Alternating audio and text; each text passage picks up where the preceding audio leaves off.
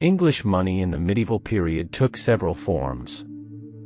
Firstly, there were coins, the most widespread of which was the silver penny, first introduced by Offa, the king of Mercia, in the 8th century. The penny formed the main currency throughout the period. Silver pennies were thin coins, about 0.59 in across. 240 pennies weighed the same as 12.3 ounces of silver, also known as a Tower pound.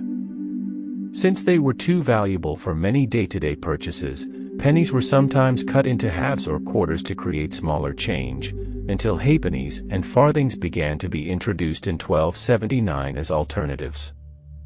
The Great, a larger silver coin worth 4 pence, was introduced in 1279, followed by the half-groat, worth 2 pence. Gold coins were first introduced in 1257, when a gold penny, designed for almsgiving, was issued by the English mints. Gold coins only became used more generally after 1344, when the leopard coin was issued. The leopard was officially valued the same as 72 silver pence, and also had half and quarter equivalents. The noble followed, worth 80 pence, again with half and quarter versions. In 1465, the rose noble was created, worth 120 pence, and the angel, worth 80 pence. Gold coins were always much more valuable than the silver coins used in normal life. But not all money existed in the form of coins.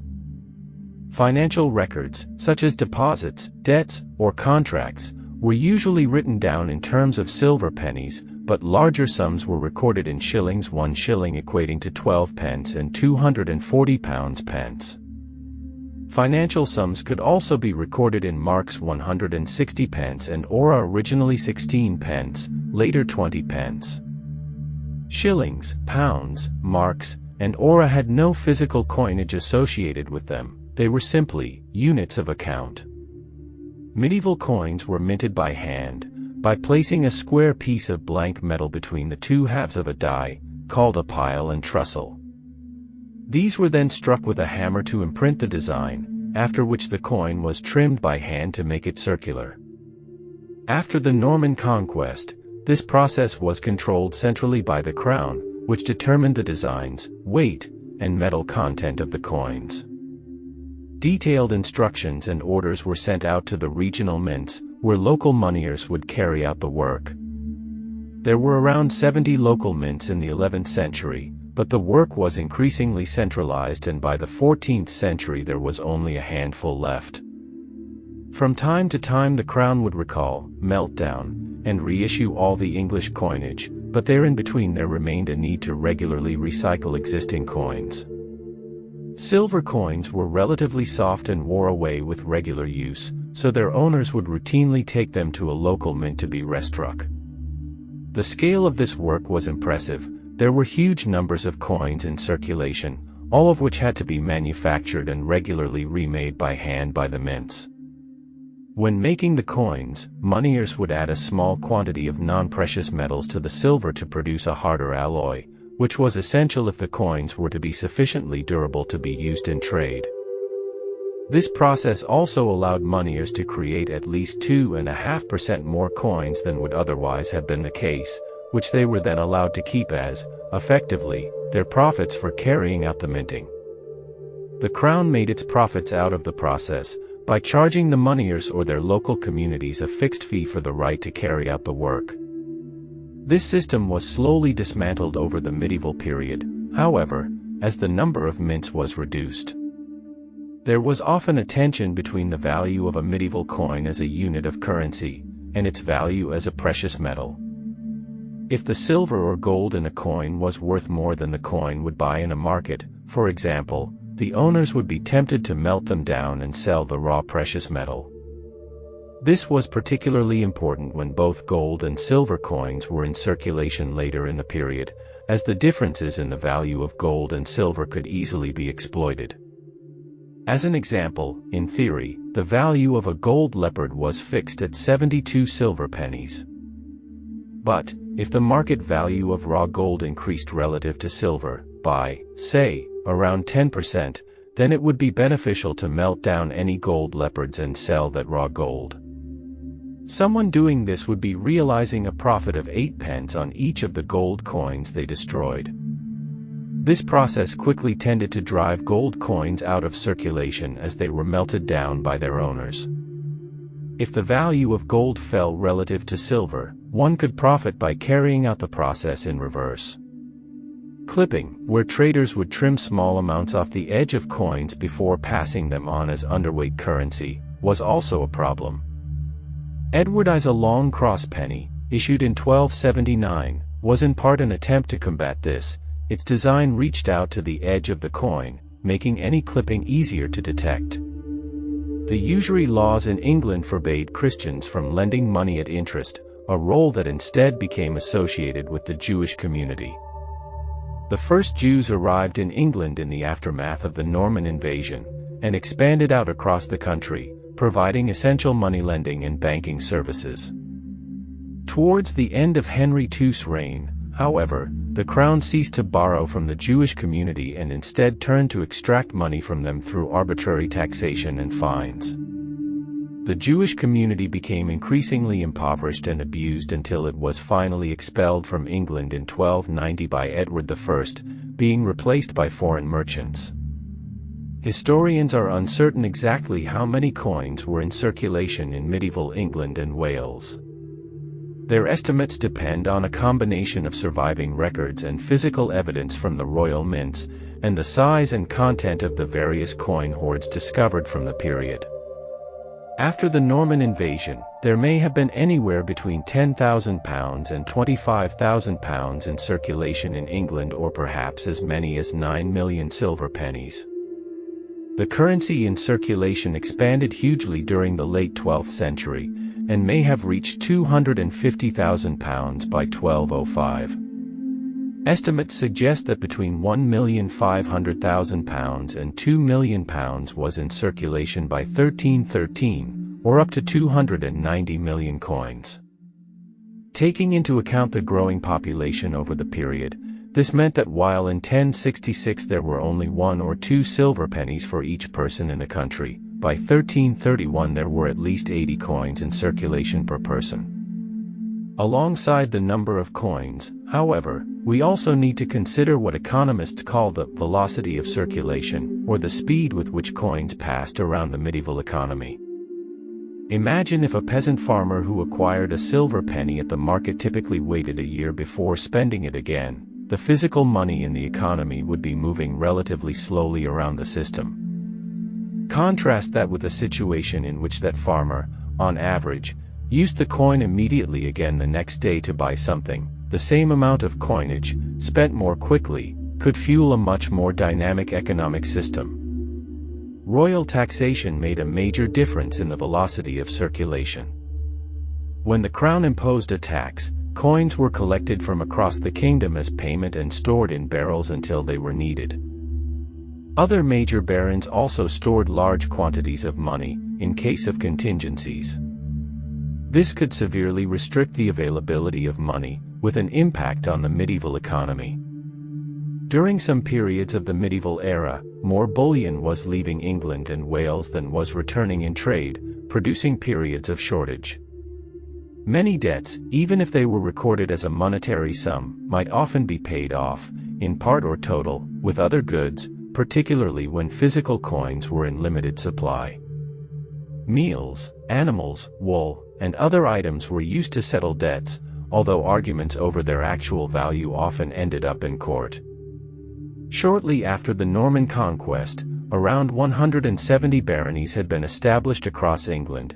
The average baron had an income of a little over £200 a year, with the wealthiest bringing in over £750, and the poorest less than £100. By 1200, the top 160 barons were still enjoying incomes of around £200 a year, with the wealthiest handful possessing lands worth as much as £750 a year.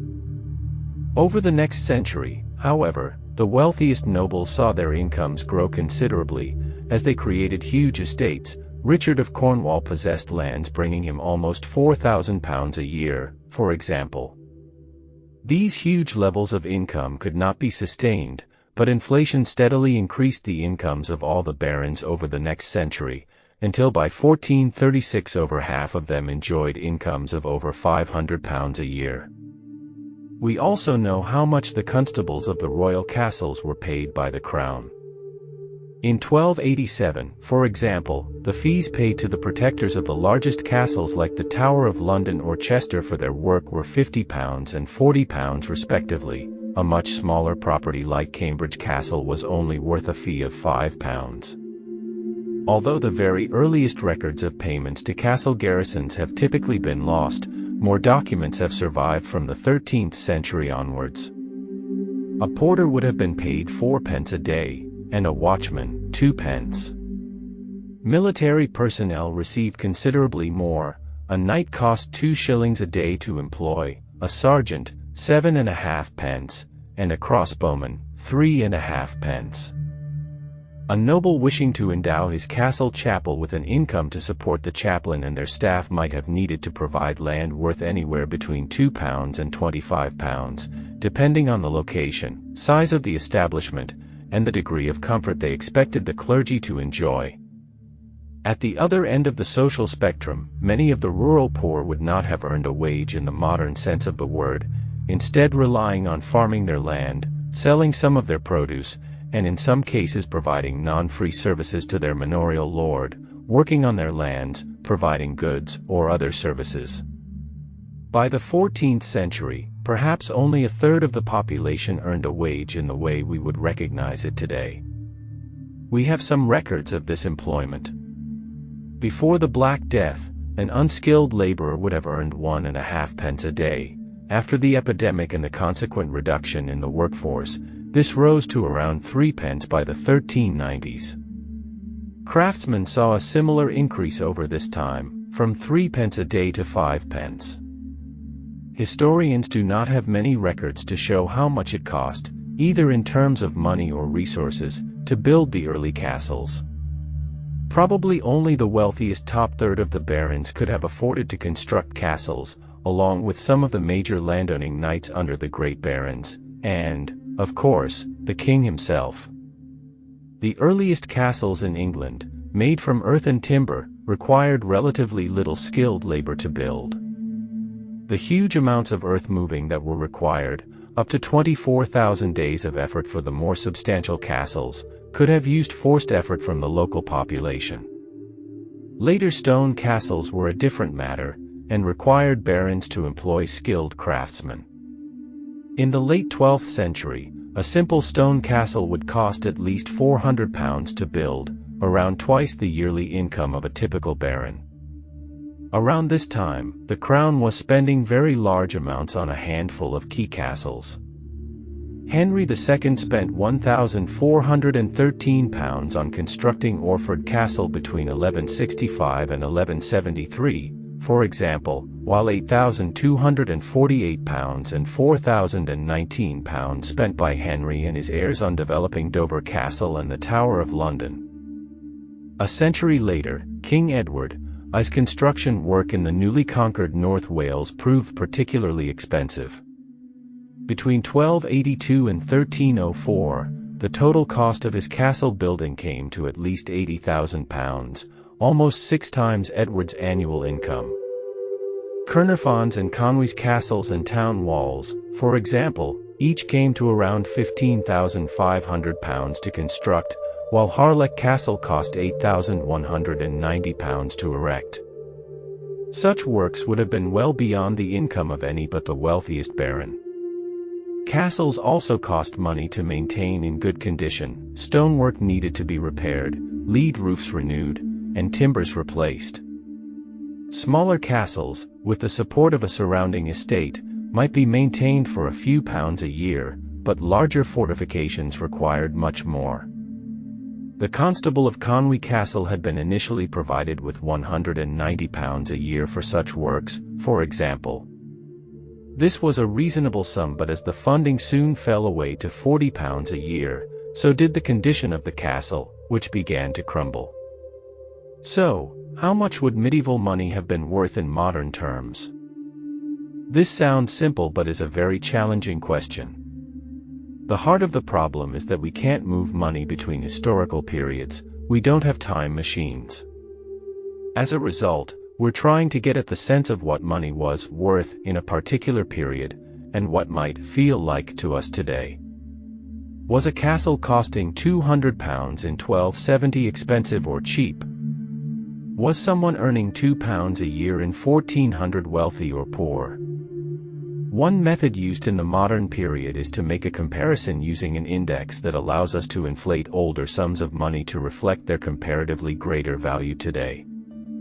Typically, the further back in the medieval period we go, the more we need to inflate the value of money to make it equivalent to our period. There are different methods of doing this, 3 of which are described below, each trying to answer the question, what would £1 in 1270 be worth today? One method is to make a comparison using the price of common goods, trying to work out how prices have risen over the years. The Consumer Price Index and the Retail Price Index, for example, create bundles or baskets of goods and services bought by households in particular years, and are weighted according to their importance in household budgets of the period. A change in the index shows a change in the value of money over time. An RPI price index comparison would suggest that £1 in 1270 would be worth £940 today in 2018. There are problems with such an approach. We know that many medieval workers would have provided their labor as part of a feudal relationship, and were often compensated in kind. Barter would have been much more common than today, and tracking market prices, therefore, tells us only a small part of the economic picture. Money was used much more extensively by the rich in medieval society, distorting any price index comparison. In addition, centuries of economic growth mean that the baskets of goods in 1270 and 2018 are not truly comparable.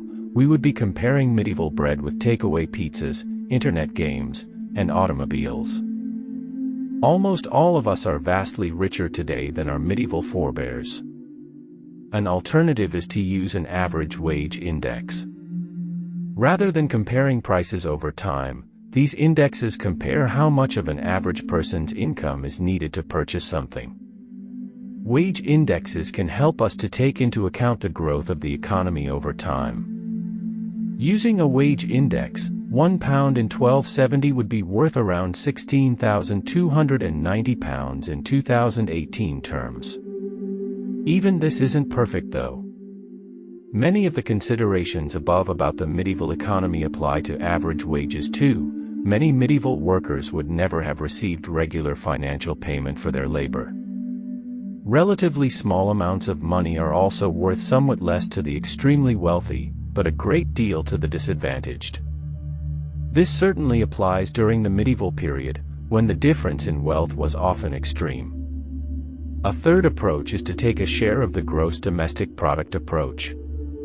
This involves working out what percentage of the overall UK economy a particular sum reflected at the time, and then working out what an equivalent percentage would be today. Using a GDP per capita measure, £1 in 1270 would be worth around £33,540. Needless to say, however, determining the GDP of medieval England is not straightforward. You will have seen the wide difference in opinion even about how many coins there were in circulation, let alone any attempt to estimate the volume of feudal services rendered. Any estimate of a medieval GDP is likely to be uncertain at best. Unsurprisingly, then, there are no simple ways to compare medieval and modern financial figures.